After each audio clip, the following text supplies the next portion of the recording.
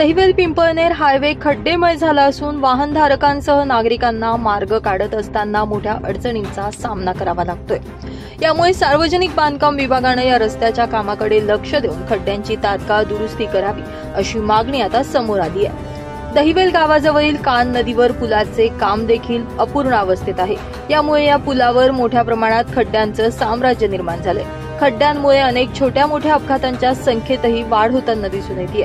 खड्ड्यात रस्ते की रस्त्यात खड्डे अशी परिस्थिती निर्माण झाल्यानं नागरिकांनी सार्वजनिक बांधकाम प्रशासनाच्या विरोधात तीव्र नाराजी व्यक्त करत हा रस्ता दुरुस्त करण्याची मागणी केली आहे।